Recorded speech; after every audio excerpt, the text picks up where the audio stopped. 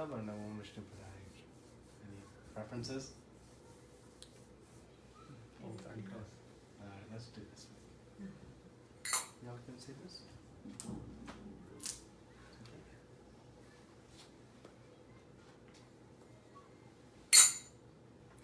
Namo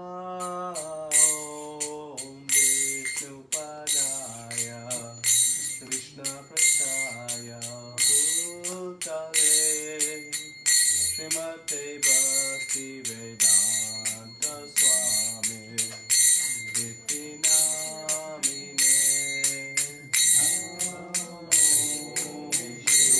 Vishnupadaya Krishna Prasthaya Bhutale Srimate Bhakti Vedanta Swami Iti Namine Namaste Saraswate Deve Yodavani Pracharine Nirvishesha Shunyavadi Vashakari Shakarine Namaste Saraswate Deve Yodavani Pracharine Nirvishesha Shunyavadi Vashakari Shakarine Jaya Shri Krishna Chaitanya Prabhu Nityananda Shri Advaita Gadadhar Srivasadi Gaur Bhakta-vrinda Jaya Shri Krishna Chaitanya Prabhu Nityananda Shri Advaita Gadadhar Srivasadi Gaur Bhakta-vrinda Jaya Shri Krishna Chaitanya Prabhu Nityananda Shri Advaita Gadadhar Srivasadi Gaur Bhakta-vrinda Jaya Shri Krishna Chaitanya Prabhu Nityananda Shri Advaita Gadadhar Srivasadi Gaur Bhakta-vrinda Jaya Shri Krishna Chaitanya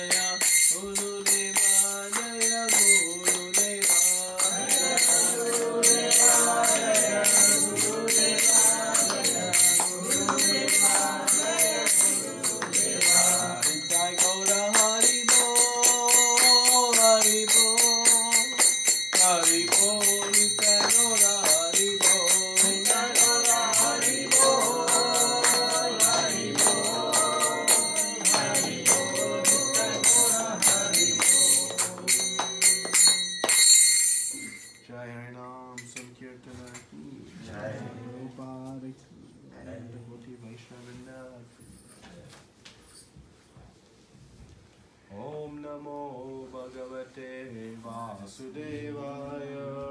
Om Namo Bhagavate Vasudevaya. Om Namo Bhagavate Vasudevaya. Om Namo Bhagavate Vasudevaya. Om Namo Bhagavate Vasudevaya.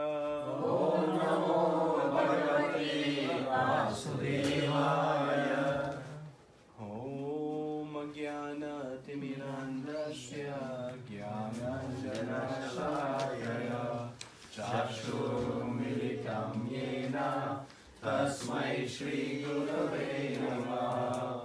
Shri Chaitanya Manobishtam Stapitam Yena Bhutale Swayam Rupa Kadamayam Dadati Swapadantikam Vandeham Shri Guru Shri Yuta Padakamalam Shri Gurun Vaishnavamscha Shri Rupam Sargajatam Sahagana Raghunatha Vitam Tam Sajivam Sadvaitam Savadutam Parijana Saitam Krishna Chaitanya Devam Shri Radha Krishna Padam Sagana Lalita Shri Vishakhanvitamscha He Krishna Karuna Sindhu Dina Bandho Jagatpate Gopesha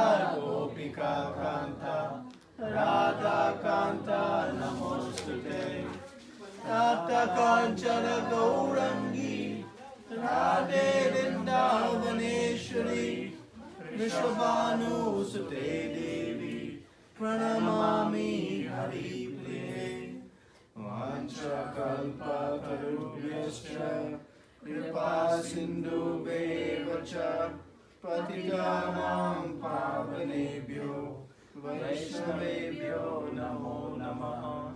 Namo Vishnu Padaya Krishna Prastaya Bhutale Srimate Bhakti Vedanta Swami Niti Namine Namaste Saraswate Devi Gauravani Pracharine Nirvishesha Shunyavadi Paschatya Deshatarine Jai Shri Krishna Chaitanya Prabhu Nityananda Shri Advaita Gadadara Srivasadi Gaura Bhaktavrinda Hare Krishna Krishna Krishna Hare Hare Hare Rama Rama Rama Hare Hare.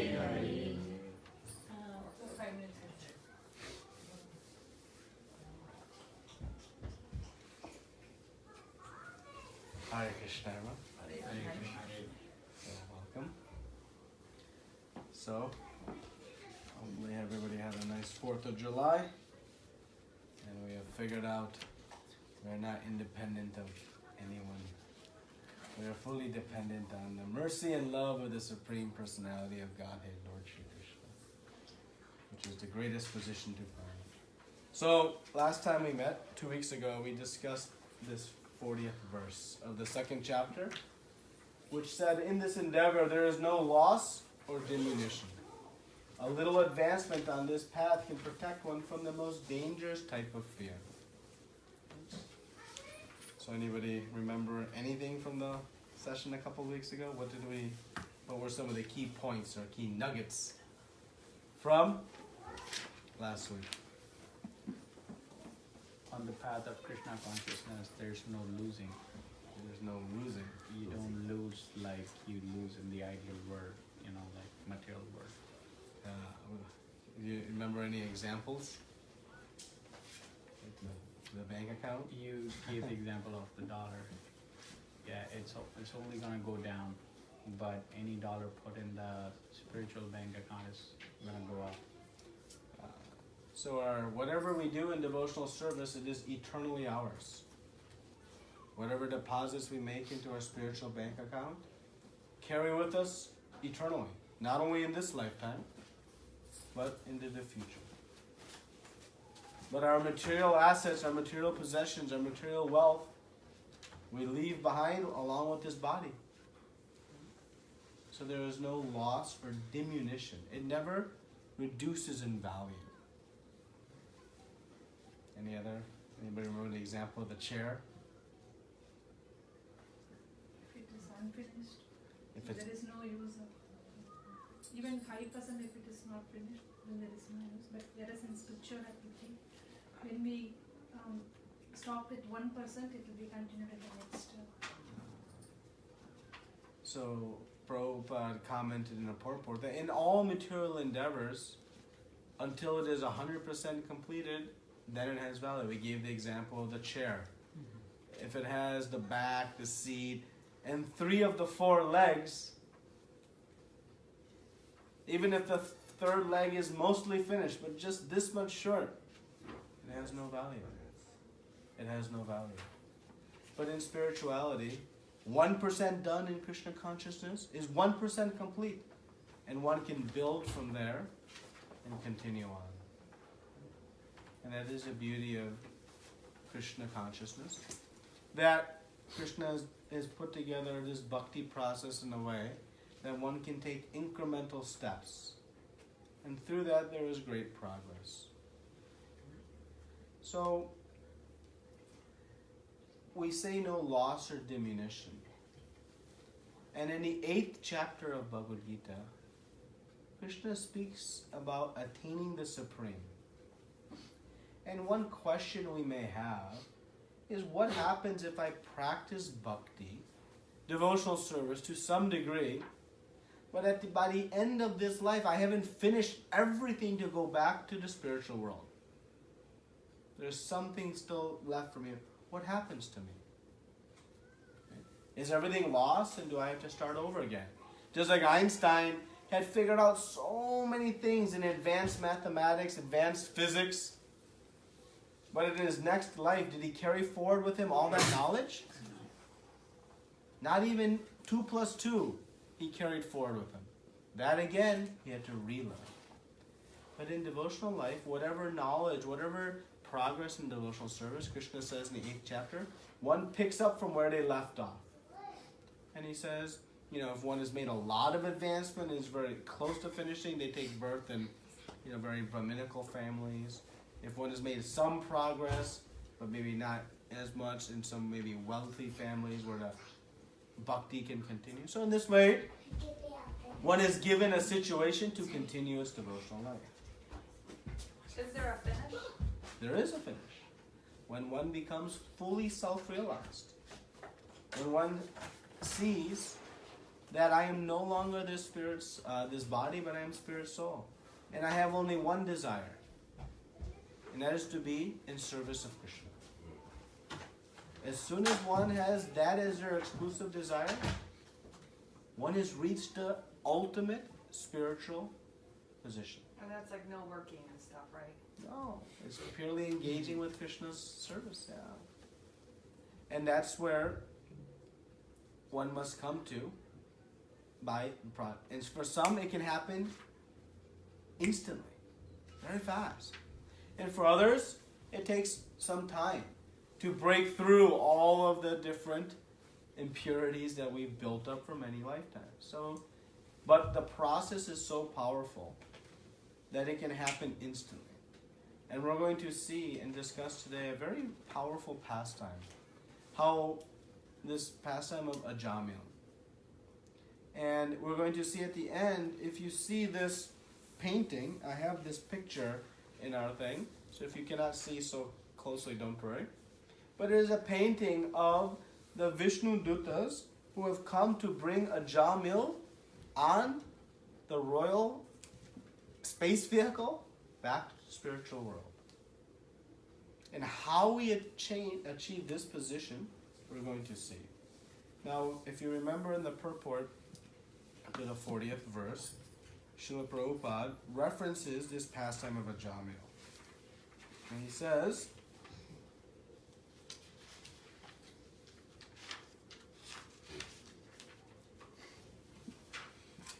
Ajamila performed his duty in some percentage of Krishna consciousness, but the result he enjoyed at the end was 100% by the grace of the Lord.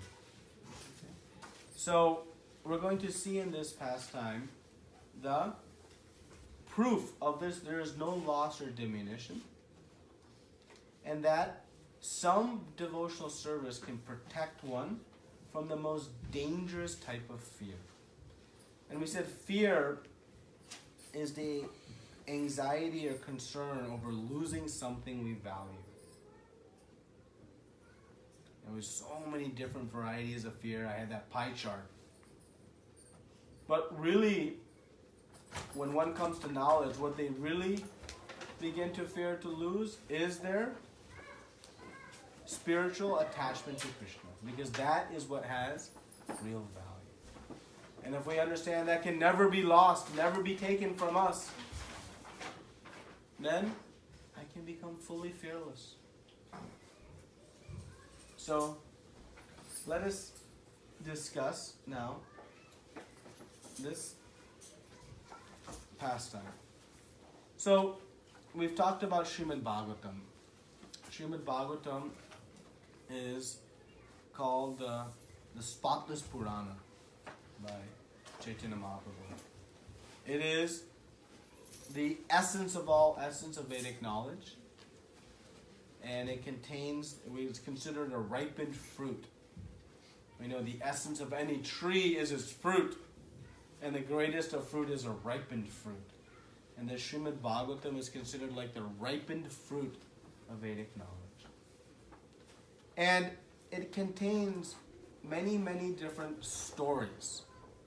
But these stories are not just entertainment. Nighttime reading novels to help calm the mind, help us pass time.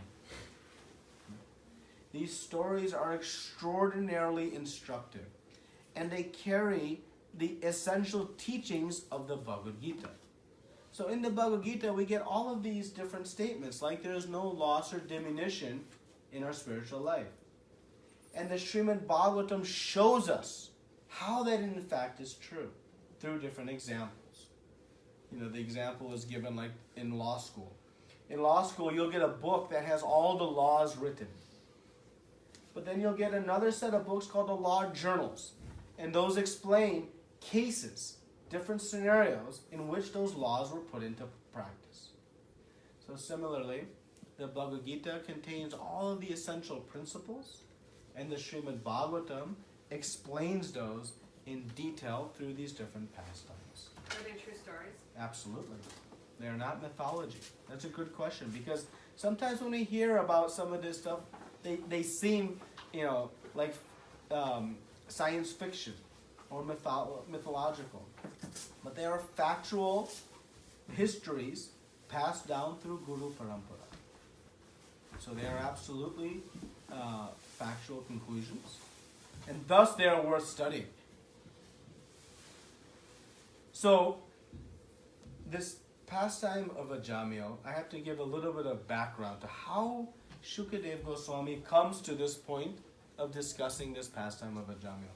And we're going to see some very powerful things. One, how potent the holy names are. By chanting of the holy names, how powerful they are.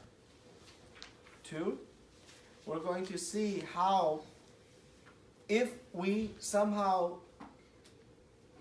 lose our path in Krishna consciousness, that 1% we started, we will regain again.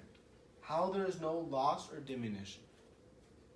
And three, we're going to see how to protect against us potentially, deviating off of our path of spiritual life. So we'll discuss these, and there are a few more lessons that'll be intermixed throughout, but these we can think are the core lessons from this pastime. Anybody has read this in Srimad Bhagavatam? Yeah. You have read it? Which canto? I think it's 6th. It is a sixth Ah, canto. yes. Sixth canto. So, there's a specific reason it comes in the sixth canto. At this point in the conversation. So, whole Srimad Bhagavatam is a 7-day dialogue between Shukadeva Goswami and Parikshit Maharaj. Parikshit Maharaj is nearing, he had been cursed by a sage that at the end of 7 days he would leave his body.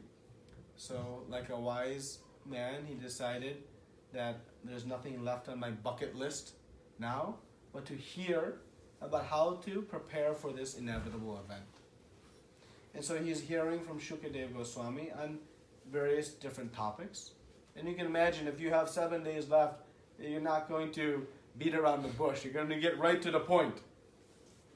And so, Shukadeva Goswami in the 5th canto, after explaining many, many topics from cantos 1 through 5, towards the end of the 5th canto, begins to describe what happens to one who does not live a life of piety, of good actions, who is living a sinful life. As we know, action equals reaction. What reactions manifest when one is not following the Shastras? So what defines good or bad is not what I think or what you think, or what the city of Troy thinks, or the state of Michigan thinks, or the U.S., or the... What defines right and wrong comes from Scripture, from our ultimate Father, the Supreme Lord. And so Shukadeva Goswami begins to explain what happens to those who don't follow the laws of God. And there are hair-raising details of the punishment and suffering that one must endure. For every action of such, there is an equal and opposite reaction. And as you can imagine, reading this is not so, or hearing this is not so pleasurable. But it's important because one must know the actions and reactions. And it is not just whimsically thrown upon. For every action, a specific reaction, a specific suffering is given. And there are different planets in which one must go, and all the detail is given. How it's recorded, how one knows, again, in hair-raising detail.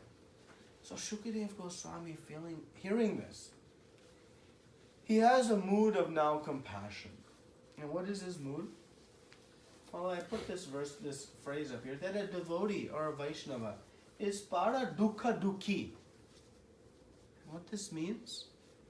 A devotee has no personal troubles. Why a devotee has no personal troubles? Because they are fully under the shelter of Krishna. Whatever happens, they see.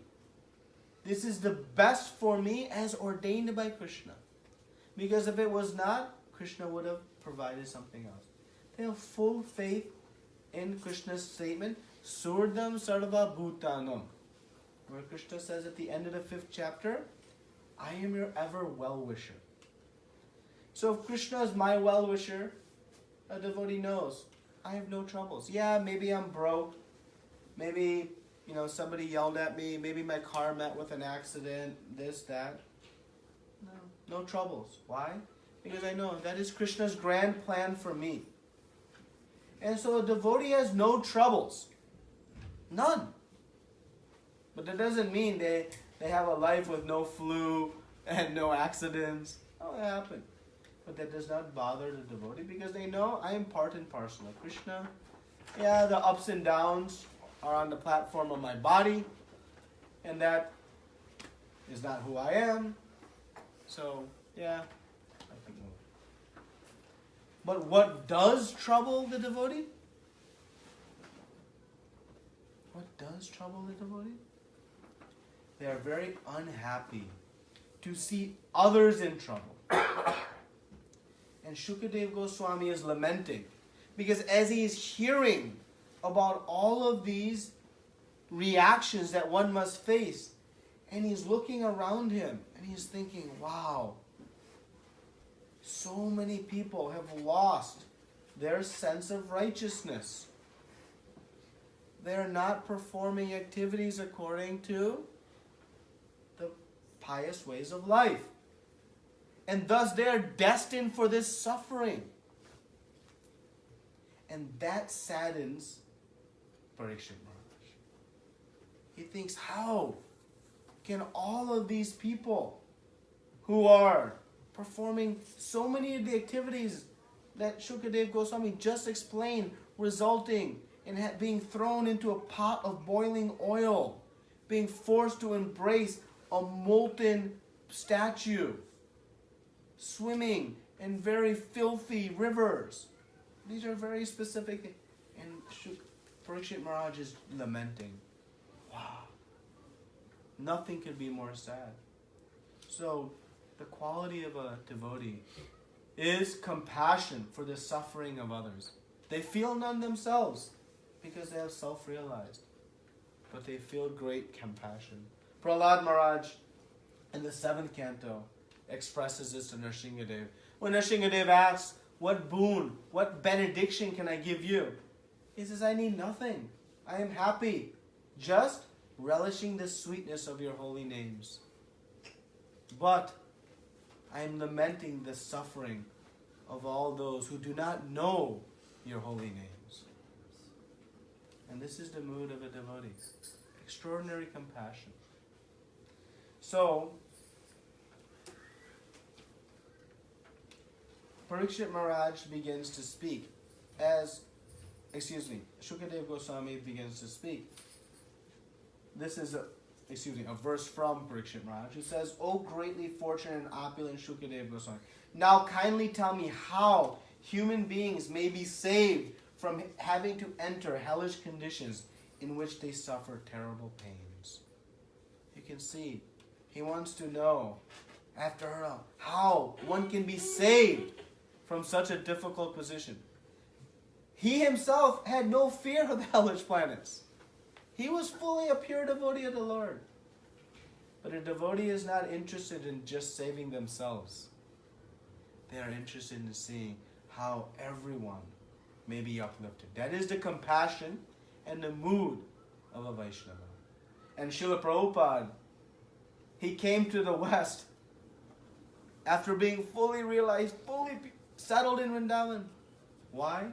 To save all of us from this potential suffering. So Shukadev Goswami now begins to speak. And he says, how to be saved from suffering? What one must do? Atone. And we're very familiar with this topic or concept of atonement. And Shukadev Goswami begins to speak about atonement. And there's various ways to atone for different sins. And he explains more grave sinful reactions require a certain type of atonement. Some lighter reactions require some lighter atonement. But like this, there is a process. And it is all given in scripture. The Dharma Shastra is called. The Dharma Shastra provides how to atone from all these different sins. So atone means to purify from them, right? So in the 8th verse, therefore before one's next death comes, as long as one's body is strong enough, one should quickly adopt the process of atonement according to Shastra. According to Shastra. Otherwise, one's time will be lost and the reactions of his sins will increase. As an expert physician diagnoses and treats a disease according to its gravity, one should undergo atonement according to the severity of one's sins. So Shukadev Goswami is explaining a preliminary way to become free from one's sinful reactions. But Parikshit Maharaj is not pleased by such an answer. And he says that these types of atonement, they're called prayaschitta sacrifices, that come in these different shastras, it is like an elephant bath. And what does an elephant do when it bathes? It elaborately bathes its body, removing all of the dirt, all of the dust, soothing its skin, making it very nice and clean. And as soon as it comes out, what does it do? It, with its trunk, anybody has seen this happen? In India, sometimes you see, in Africa, you'll see. It's exactly what it does. It so what was the point of bathing?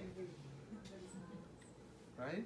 So Parikshit Maharaj is saying, what is the point of atoning if immediately coming out of such sacrifice, coming out from some river one may bathe in, one goes right back to their sinful activities?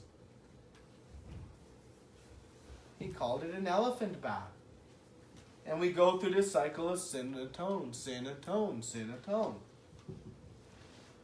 So Parikshit Maharaj wants to know Is there a better form of atonement? A better way in which one can find purification? And what would be a better form of purification? One in which one doesn't go back to the sinful reactions. So many people, particularly in India, will make pilgrimages to take bath in the Mother Ganges. Why? To deposit all of their sins. Because it is said in Shastra, if one takes bath in the Ganges, one is purified of their sins. But as soon as they go back home, continue the same lifestyle. So Parikshit Maharaj asks, so Shukadeva Goswami gives the answer then. In the 19th verse, he says, and this is very important, he says, although not having fully realized Krishna, which means even in the beginning stages, any of us have fully realized Krishna? Oh, we're in the beginning stages. Still, persons who have even once surrendered completely unto his lotus feet and who have become attracted to his name, form, qualities, and pastimes are completely freed of all sinful reactions. For they have thus accepted the true method of atonement.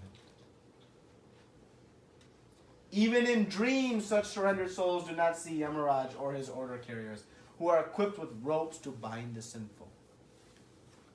This is a powerful statement, which says even one who is in the beginning stages, does that mean they're just slightly free of their sins? What does it say? Completely. You can see that? No, you cannot see my part. It means completely freed even in the beginning stages. How many of us like this kind of formula? Right? Very short. Yeah. Any of us can partially do our work in the office and get a complete paycheck in return? Most times we do complete work and get some partial paycheck. Partial at least of our expectations. But Krishna is giving us the opposite. So this true method of atonement. What is the true method of atonement? Believing in Krishna. Bhakti. Devotional service. Chanting of the holy names. Honoring Krishna Prasadam. Reading Srila Prabhupada's books. Association. ABCD.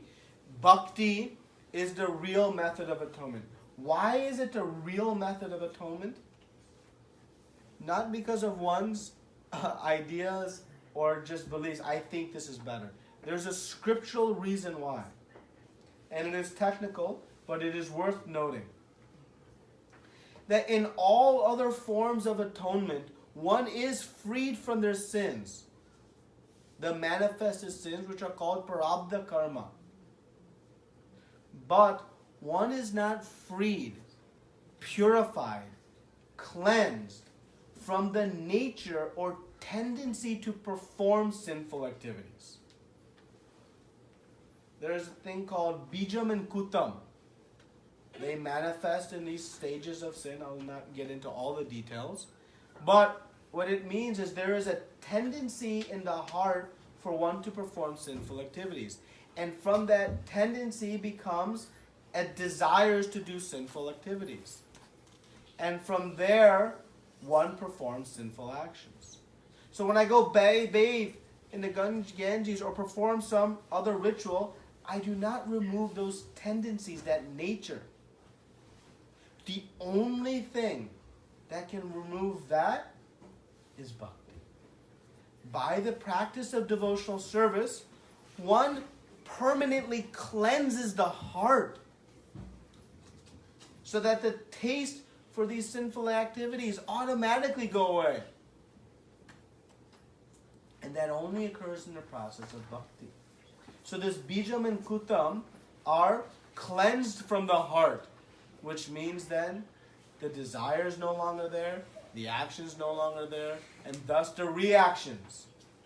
And thus it is not like the elephant bath, When one begins to practice bhakti, one permanently cleanses the heart and no longer is attracted by the dust-like activities of sinful life. So this is the method of atonement that Srila Shukadeva Goswami begins to speak about. And so now what we want to know after hearing this powerful statement, right, is how do I know for sure? Right?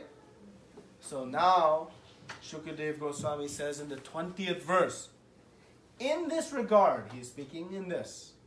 And if you know, Mana Krishna Pararavindayor, surrendering to the lotus feet of Krishna. Right? So he says, in this regard, learned scholars and saintly persons describe a very old historical incident involving a discussion between the order carriers of Lord Vishnu and those of Yamaraj. Please hear of this from me. In the city known as Kanyakupcha, there was a Brahmana named Ajamila. And so now Shukadeva Goswami begins to explain the story of Ajamila in regards to this method of real atonement, in regards to how there is no loss or diminution in one's devotional life. So now we get to the story. So Ajamila was born in a very wonderful family. Mother and father were great brahmanas, practicing devotional life, had brought up Ajamila with all of the knowledge of Shastra, the proper training and etiquette. Shukadeva Goswami explains how he had a very calm, peaceful personality, had a very clean mind, was never deterred, was very steadfast in following the instructions of his mother and father, following the instructions of Shastra, lived a very pious life. And he had everything at his disposal. And so from his early life, he had acquired great devotional etiquette and deposits into his bank account. But then one day something happened. One day, his father was asking him every day to do this service, but one day he went to the forest to collect some fruits and flowers for the worship of the Lord. And so, unlike today where we go to the supermarket, back in those days, you go to the forest and collect fresh fruits and flowers. So Ajamila, being the obedient son, made his way into the forest. But on his way into the forest, as he was collecting, he came across an incident. And an incident that changed the direction of his life. And what he saw, he came across a prostitute who was engaging in her business with some customer.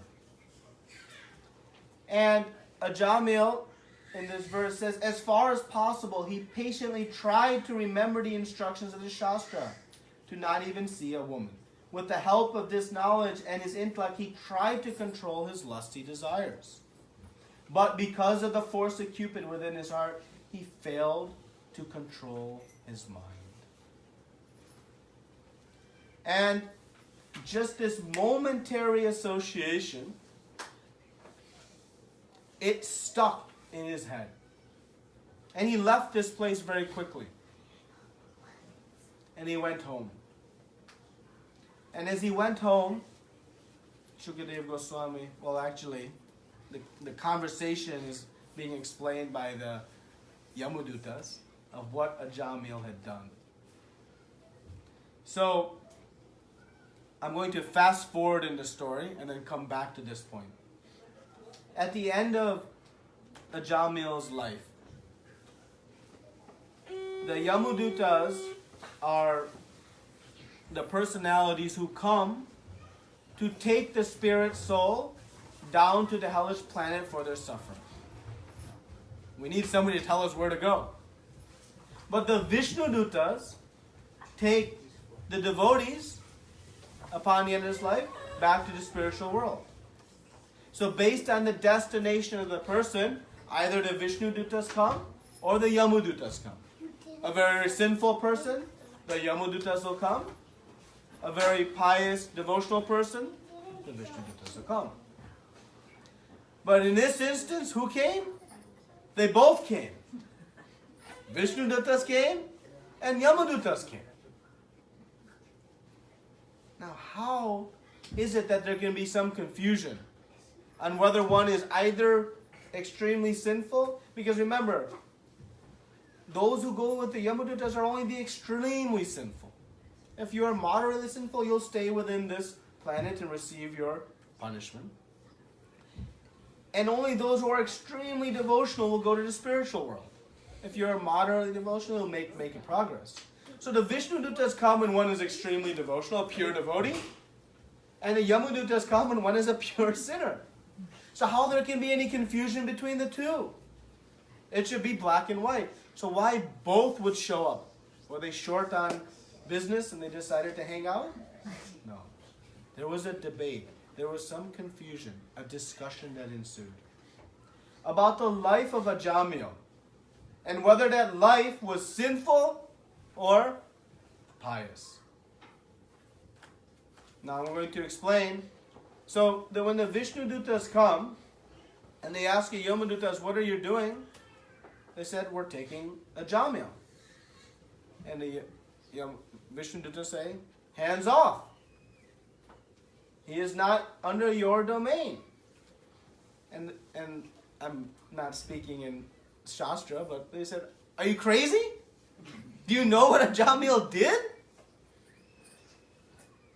And the Vishnu Dutas said, make your case. So the Yamadutas begin to explain what happened to Ajamila.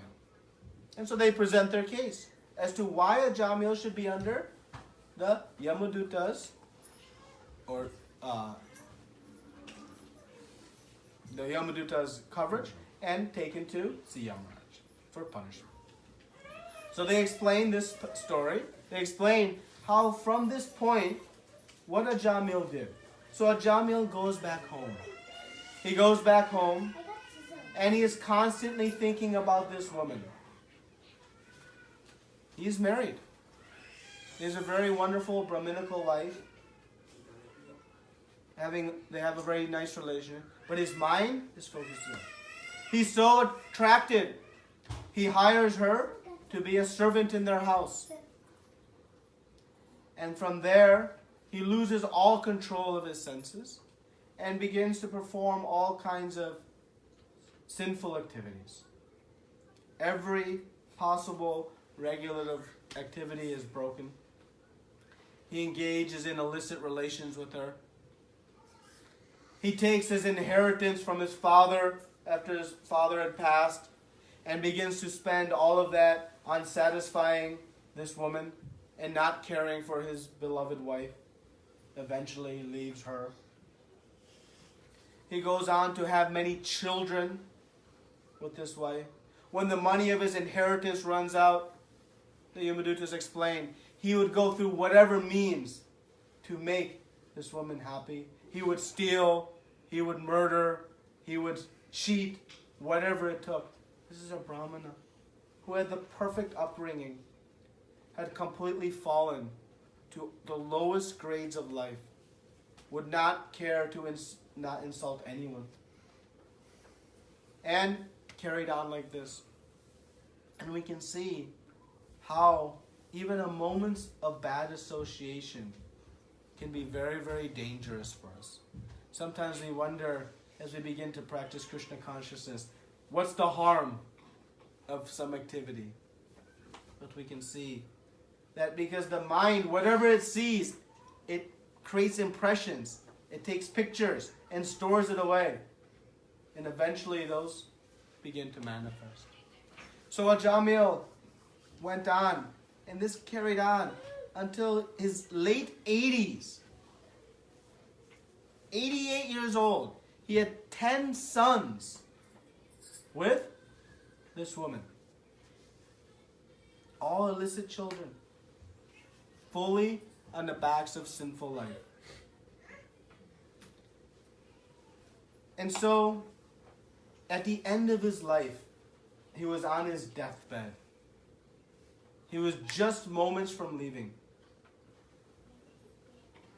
And his 10th son was at that point a very young boy. So you can imagine how uncontrolled he was in his desires. At that elderly age, he had a young boy. And he was exceptionally fond of this young child because, he could not quite speak properly. He was still developing. He was walking a little bit. And so he had his attachments and compassion for this child. Everywhere he went, he was always caring for this young boy. And the name of this young boy was Narayan. He had named this boy Narayan. So, as lying on his deathbed, and he begins to see these 3 very gruesome figures, the Yamudutas, with ropes coming to take him. But he was in a helpless position. Up until that point, he could do everything he needed for his beloved Narayan, his young boy. But at this point, he was fully helpless.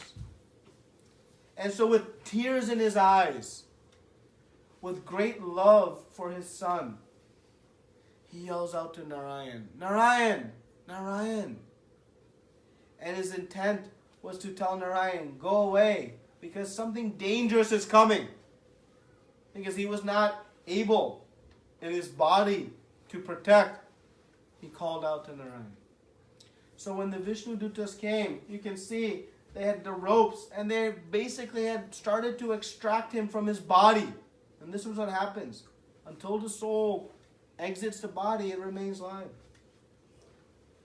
As soon as that happens, who happens upon the scene? The Vishnu Dutas. And the Vishnu Dutas say, stop. You are not right in taking this soul. So the Yamadutas had explained what I had just explained, all the activities of Ajamila. So is there any lack of clarity where Ajamila was destined to go? He performed murder, adultery, thieving, lying, intoxicating, every possible sinful activity. They said the list that Chitragupta was keeping was scrolls and scrolls and scrolls long. They were running out of paper virtually to document all the sinful activities. So now, what were the Vishnu Dutas doing there?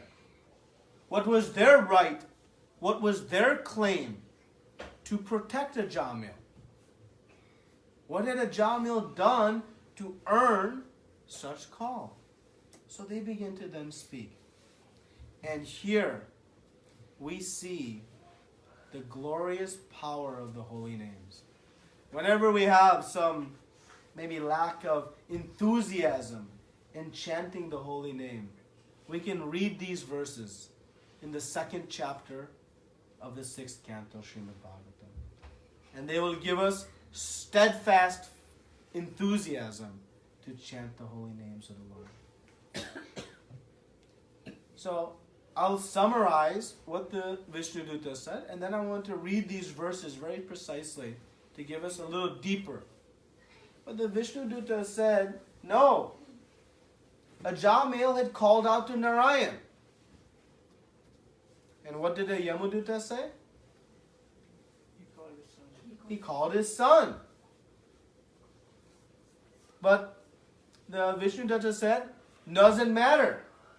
He uttered the 4 syllables, Narayana. That is our master. And we know, or we will come to know, Krishna is going to say, Antakale chamameva smaram muktva kalevaram ya prayati madvam yati nastata samshaya. 1. who at the end of his life thinks of me at once achieves my eternal abode. So Ajamila, at the end of his life, the last word he uttered was? But he was calling out to his son. But the Vishnu Dutta say it does not matter. Why? Because he called out, even in the, what we call Namabhashya stage of chanting, the beginning stages of chanting. But it was without offenses, meaning he was not calling out to Narayan for some purpose. He had no motivation of the Lord. He was calling out with great enthusiasm. There were tears in his eyes, great love. And he uttered the word Narayan. And even if his intent was not to call out to the Supreme Lord, the potency of the holy names are so strong that that statement at the end of one's life, if one calls out to the Lord, one is saved. One can become cleansed of all of one's sinful activities, even with the unintentional chanting of the holy names. So now imagine how potent the holy names are for us when we, with some sincerity, some desire, try to chant for the pleasure of the Lord. Ajamila had no desire to even call out to the Lord. And so these verses have come up. In the second chapter, 7th verse. And I want to read part of the purport for you, so I'm going to open it up here. Ajamil, so this is now the Vishnu Duttas speaking. They are presenting their case. Yamaduttas presented their case, and now the Vishnu Duttas are presenting their case. Ajamil has already atoned for all his sinful actions. Indeed, he has atoned not only for sins performed in one life, but those performed in millions of lives. For in a helpless condition, he chanted the holy name of Narayana. Even though he did not chant purely, he chanted without offense. And therefore, he is now pure and eligible for liberation. This is how powerful the holy names are. Now, Vishnava Chakravarti Thakur gives some quotes from the Shmriti Shastra. This is Prabhupada's quoting. This is from the Brihad Vishnu Purana. Simply by chanting one holy name of Hari, a sinful man can counteract the reactions to more sins than he is able to commit. How many chanting? One. This comes from the Garuda Purana. If one chants the holy name of the Lord, even in a helpless condition, or without desiring to do so, all the reactions of his sinful life depart, just as when a lion roars, all the small animals flee in fear. Not one more. This is from the Skanda Purana. By once chanting the holy name of the Lord, which consists of the two syllables Ha, Ri, one guarantees his path to liberation. This is the potency of the holy names. And the Vishnu Duttas continue. They say, this is verse 9 and 10, the chanting of the holy name of Lord Vishnu is the best process of atonement. For a thief of gold or other valuables, for a drunkard, for one who betrays a friend or relative, for one who kills a brahmana, or for one who indulges in sex with the wife of his guru or other superior. It is also the best method of atonement for one who murders women, the king or his father, for one who slaughters cows, for all other sinful men. Simply by chanting the holy name of Lord Vishnu, such persons may attract the attention of the Supreme Lord, who therefore considers, because this man has chanted my holy name, my duty is to give him protection. That is the position of Lord Vishnu, of Krishna, who says it is my duty to protect One who has chanted the holy names.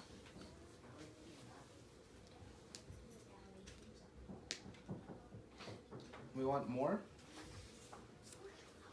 Because all these doubts come. So they continue. One who chants the holy name of the Lord is immediately freed from reactions of unlimited sins. Even if he chants indirectly to indicate something else. Jokingly. Oh, those Hare Krishnas. Even that is considered chanting. For musical entertainment, or even neglectfully, this is accepted by all the learned scholars of the scriptures. Verse 15. If one chants the holy name of Hari and then dies because of an accidental misfortune, such as falling from the top of a house, slipping and suffering broken bones while traveling on a road, being bitten by a serpent, being afflicted with pain and high fever, or being injured by a weapon, one is immediately absolved from having to enter hellish life, even though he is sinful. Prabhupada in the 8th chapter will give us what is the best thing we can do as we approach our end? Chanting. And to begin to prepare for chanting at the end, we must start now. Authorities who are learned scholars and sages have carefully ascertained that one should atone for the heaviest sins by undergoing a heavy process of atonement. And one should atone for lighter sins by undergoing lighter atonement. Chanting the Hare Krishna mantra, however, vanquishes all the effects of sinful activities, regardless of whether heavy or light. It is this single process that one can atone from.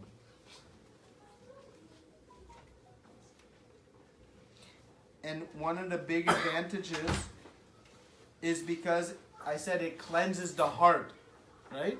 It purifies the heart of these desires. So this verse reads, although one may neutralize the reactions of sinful life through austerity, charity, vows, and other such methods, these pious activities cannot uproot the material desires in one's heart. That's the elephant bath. They don't uproot that desire for various sinful activities. But this verse continues. However, if one serves the lotus feet of the personality of Godhead, he is immediately freed from all such contaminations. They become purified. Our heart becomes cleansed.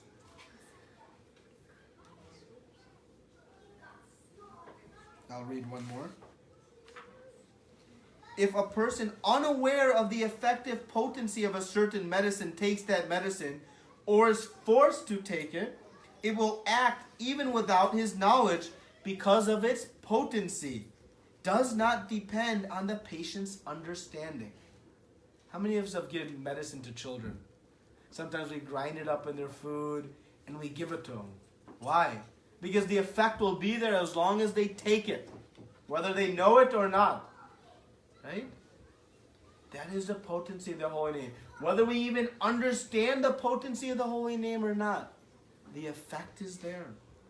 Similarly, even though one does not know the value of chanting the holy name of the Lord, if one chants knowingly or unknowingly, the chanting will be very effective. So you can see the power and potency of the holy names. But we must be very careful. That there is the offenses of chanting the holy name. And the 7th offense of chanting the holy name is to commit sinful activities on the strength of the chanting of the holy names. What does that mean? I want to do some sinful activities tonight, so I'll chant one extra round of japa. And I'll chant one extra round tomorrow. That offense actually can never be atoned for. That is a grave offense. We must be extraordinarily cautious and careful. Krishna is willing to forgive all of our past sinful activities. Why? Because he is compassionate to our past mistakes. But we cannot take this very powerful process of chanting and then apply it to known future. That is an offense to chanting of the holy names. So Ajamila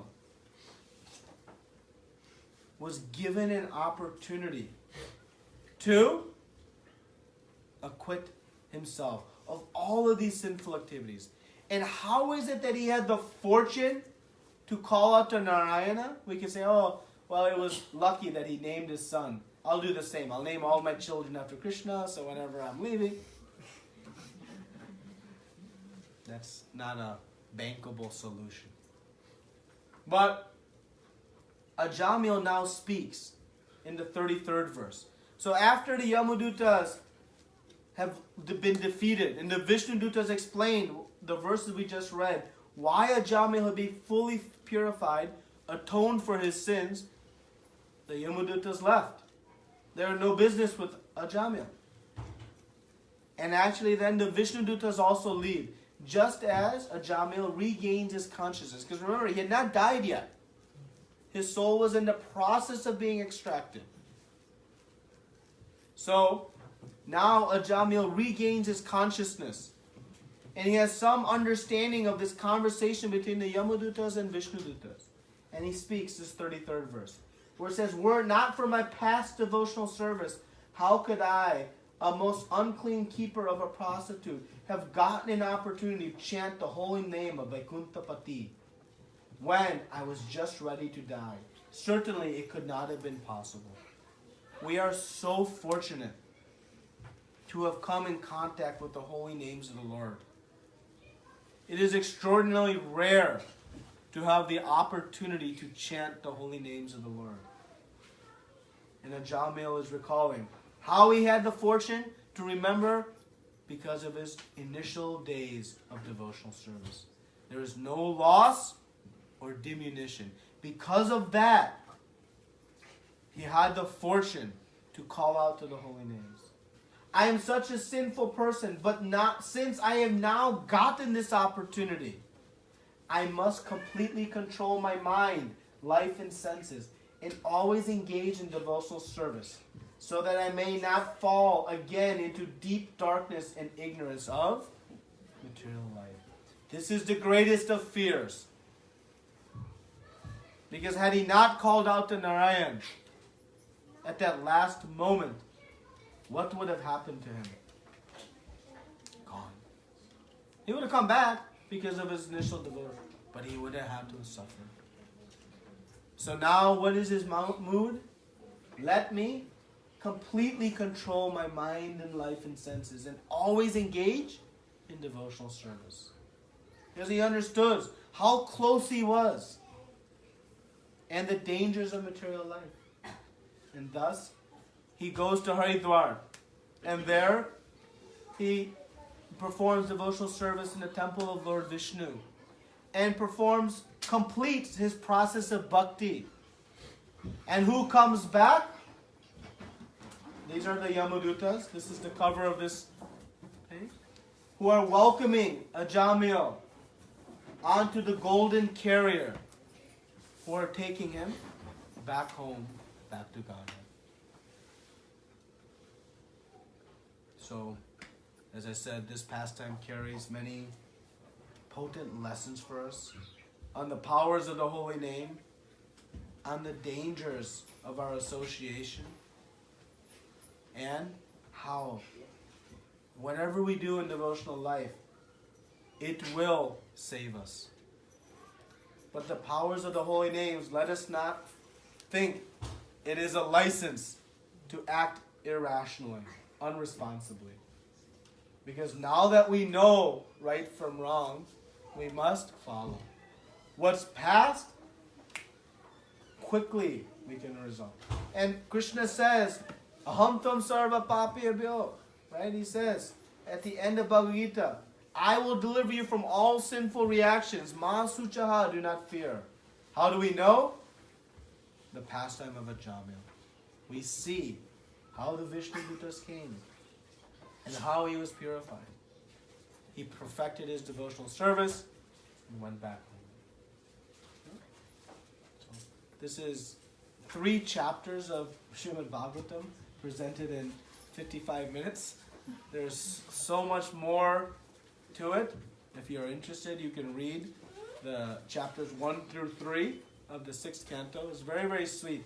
Particularly these verses 15 through 20 of the 2nd chapter.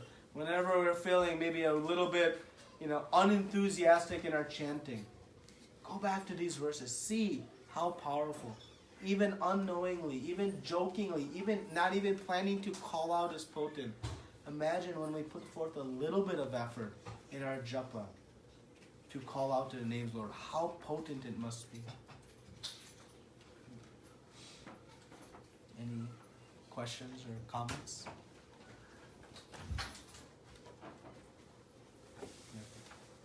I've stunned everybody's sound. I hope I didn't scare everyone.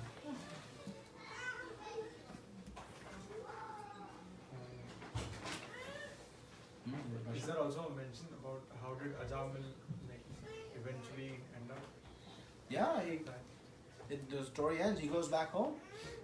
The Vishnu Duttas are here and they're taking him back home. So he goes to Haridwar, begins to practice bhakti, and from there he goes back to Vaikuntha. Okay, but he had regained his... He regained his strength. He was by himself. He recites this verse and a few other verses. And from there he picks up where he is and immediately goes to Haridwar. He leaves his home, everything. He was 88 years old. He had far surpassed the duties of his grihastha life. And he goes to practice devotional service in a specific temple of Lord Vishnu. It's explained here. I didn't cover all the details. And from there, upon now leaving his life, the Vishnu Duttas came. And they did not give him audience on his deathbed before he purified. Actually, Ajamila, when he wakes, he's about to speak something. And then the Vishnu Duttas leave. They're waiting for him to finish his devotional service. So he went and finished. Similar to the story of Bharat Maharaj, who finished his bhakti in his 3rd life as Jada Bharat. Ajamila completed it in this lifetime. It's okay? Yeah. So, Prabhu, like, what is holy name, Prabhu? Like, What is the holy name? yeah, like because there are multiple different names of gods that we have, right? So, though we hear something, but if you can tell us. Yeah. So, in Srimad Bhagavatam, it says the 2-syllable word of Hari. Hari. So that is the holy name. And what is the meaning of Hari?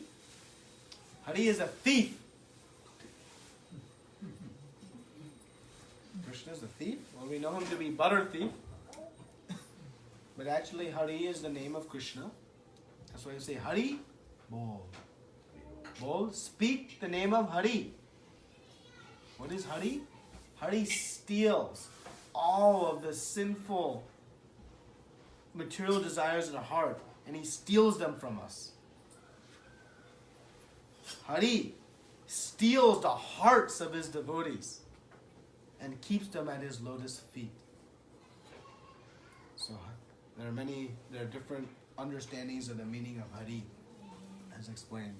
But that is the holy name we must utter. And Hari is the most potent name, the most powerful mantra is the Maha Mantra. It's Hare Krishna, Krishna Krishna, Hare Hare, Hare Rama, Rama Rama, Hare Hare. And in the Kali Shantana Upanishad, it's explained why this mantra specifically is so powerful. We discussed in the seminar. So the holy names we must call out to are the holy names of Hari. And that is why it's explained here. I read that verse also, you remember? Which verse it was?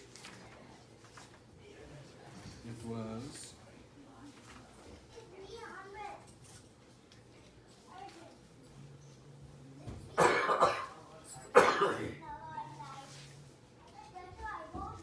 I'll find it. Yeah, there's a 2-syllable word of Krishna Hari. One is immediately freed from their reactions. Yes. So one of the Srimad Bhagavatam verses that was talked in the very beginning that even though he did not purely chant, he chanted without offense. So like, what is kind of the difference between like if someone is not chanting purely yet, but also how do they not be offensive? You know, if they're in that Yeah, that's a in-between good stage. question. I want to know that too. Yeah. What does that mean, like without You're not offense? fully pure to chant purely, but then how are you also avoiding offenses so that you're still making progress? Okay. So there are 3 stages of chanting the holy names of the Lord. There is the offensive stage of chanting the holy names of the Lord. There is the lessening stage of offenses of chanting the holy names. And then there's the pure stage of chanting the holy names, the Shuddhanam.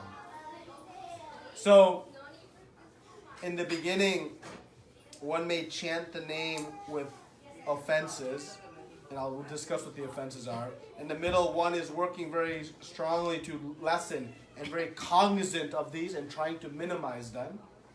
And then in the final stage, one is fully purified. So in the pure state of chanting the holy names, one has full ruchi, taste of the holy names. And when one is chanting, one doesn't chant with a counter, because they just are always chanting 24/7. There's such attraction and sweetness and relishing the nectar of the holy names. Like one doesn't have to count how many gulab jamuns they eat. They just eat. But our chanting, we have to count because we have not yet acquired the taste. When one is achieves Shuddhanam, pure chanting, one chants Krishna and actually sees and experiences Krishna dancing on their tongue. We all want to be with Krishna. But when one has reached pure chanting, when they say Krishna, they have the same experience of being personally united with Him. We know it theoretically, but we don't experience it because we're not a pure state. So pure chanting is unmotivated. Only chanting for the pleasure of Krishna. I am calling out Krishna's names for His pleasure. Now, we are chanting right now to purify, to go back home to Godhead, to have all these. Those are desires. But that is better than not chanting. But ultimately, as we chant in that way, we'll become fully purified from those desires, and one will just chant for the pleasure of Krishna. And when one does so, whatever desires we had previously will be fulfilled, and many, many more will be. Ones that we cannot even imagine. So that's pure chanting. So what are the 10? There are 10 offenses in chanting of the holy names. One is to blaspheme the devotees who's dedicated their lives to the propagation of the holy names of the Lord.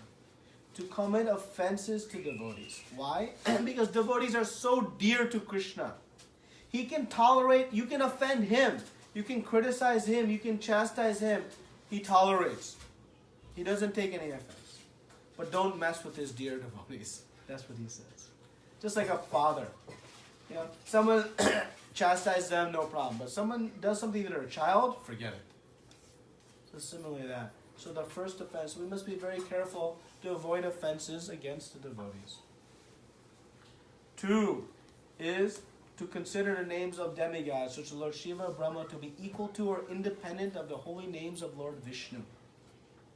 2,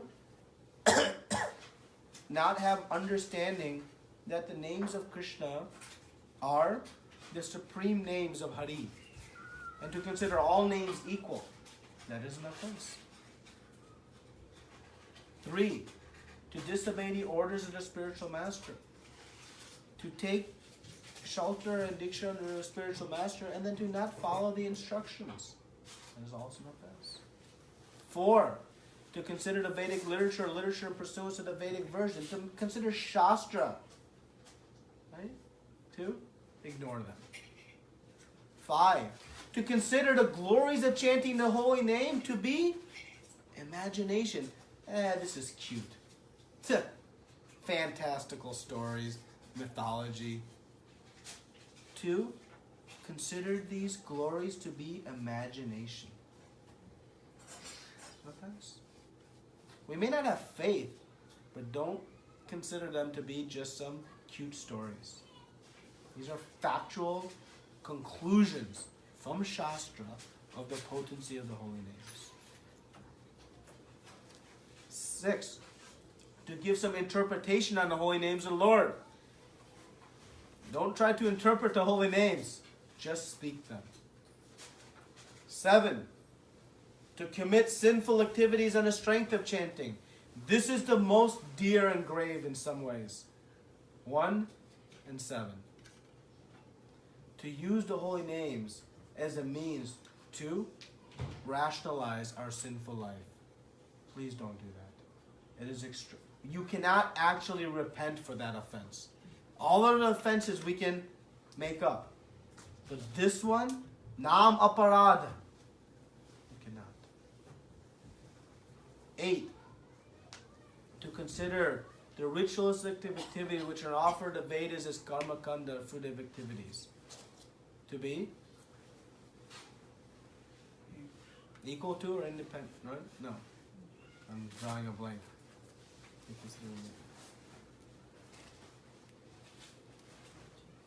So, but to consider the karma kanda sacrifices as bhakti, as devotional service, that is an offense. They are not on the same platform. Devotional service is pure spiritual activity. To consider all these ritualistic performances as bhakti is an offense. 9 is to instruct a faithless person about the glories of the holy name. 2, instruct a faithless person about the details, the intricate. We can give the general, but until we develop some faith, we cannot digest the true potency of the holy names. 10 is to maintain material attachments, even after understanding so many instructions on this matter. It is also an offense to be inattentive while chanting. Imagine you call your mother to your home, and she comes to your home, and then you ignore her. You don't even think about talking to her. Is that considered nice? We're calling out to Krishna to come and dance on our tongue, and we are thinking about bubblegum from the 3rd grade. And we're thinking about the chores I have to do, and I have to clean the toilet, and I have to go to the office and yell at this person, and I have to, fix the car because this happened. And so now, when they think, how will I ever manage all of these 10 offenses? I'm doomed! I should just leave now. No. So Krishna knows that chanting offensively takes time. It's a process. And that is why we chant the Panchatattva mantra before each round. We say, Jai Shri Krishna Chaitanya Prabhu Nityananda Shri Advaita Gadadara Shri Vasari Gaura Bhaktivinoda. By chanting this mantra, we are asking the Panchatattva to protect us from the offenses in chanting of the holy name that we may do. The mind wanders. It always wanders. But we are trying. So Krishna says no problem. So the point of knowing these offenses is to become aware of them. So in this secondary stage, we start to minimize them. We start to reduce them. That is why it's called the lessening stage. So that we can then come to the pure stage. So, trust me. Everyone, we are all in the lessening stage of chanting the holy name. We all make offenses in chanting the holy name. The point is how we can slowly each day make less and less and less. And we pray to Panchatattva to protect us, to help us, to give us strength to avoid these. So don't become fearful by the offenses. Become fearful from the consequences of not chanting. And that is the dangers of falling into material life again. Don't be fearful of the chanting. Trust me, it is the only thing. You see Ajamila, even with inadvertent chanting, is so powerful. No, but we have 30 million gods, right? So which means we are not supposed to chant any other name then. One one does not, because in chanting of Krishna, all names are included. That is the meaning of the mantra actually. Why is it considered a Maha Mantra? Because within that mantra, all other mantras are included. So it's not by chanting Krishna, you're not chanting the other names of there are 33 million devatas. But to consider them on the same platform is not to have knowledge, right? Like if you go to your boss and you tell him, you consider him to be on the same platform as the CEO of the company. How will your CEO take that? He still wants you to respect your boss, right? But he also wants you to understand who is the ultimate. So we must come to the knowledge to know who is the Supreme Personality of Godhead. We went through that discussion in the beginning of this second chapter. And that is why Srila Vyasadeva says, Shri Bhagavan Uvacha. Right? And by chanting the names of Krishna, we include all others. And that is, it's considered watering the root of the tree. By watering the root, all the branches are nourished. Simply by performing devotional service to Krishna, one performs all duties. And that is why he says at the end of the 8th chapter, in the 35th verse, 28th verse, a person who accepts the path of devotional service is not bereft of the results derived from studying the Vedas, performing sacrifices, undergoing austerities, giving charity, or pursuing philosophical and fruitive activities. These are all the other yajnas and processes of worship. It says, a person who accepts the path of devotional service is not bereft of those.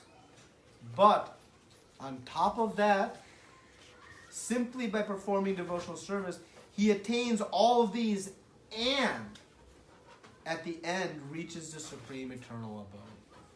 So devotional service to Krishna includes all of the processes, but on top of that, gives one access to eternal life with Krishna and Vaikuntha and Krishna. And that's why he says, Sarva Dharmam Parityaja Mam Ekam. He says, Sarva Dharma, all the different religious processes. You can surrender all of them. And you surrender unto me, Mam Ekam. And what is the result? Aham Tom Sarva Papebhyo. I will deliver you from all of their sinful reactions. Do not fear. So, that is a statement of Krishna. That is a statement of Shastra. That is a statement of Lord Brahma. That is a statement of all the previous acharyas. It is up to us to decide what we want to do. But remember, when Krishna says, surrender unto me, we think, well, that's nice for him to say. But remember, he is Atma Rama. He is self-satisfied, self-sufficient. He is speaking to Arjuna to give Arjuna the best of knowledge he has. Rajavidya, the king of all knowledge. And that king of all knowledge, he's telling him, for Arjuna's benefit, not Krishna's benefit. There's a lot to discuss on your question and topic. So stay tuned. There's more to it. But in the interest of time, I give a short synopsis. If you're feeling unfulfilled with an answer, stay tuned. It's okay? I have a short statement. Please.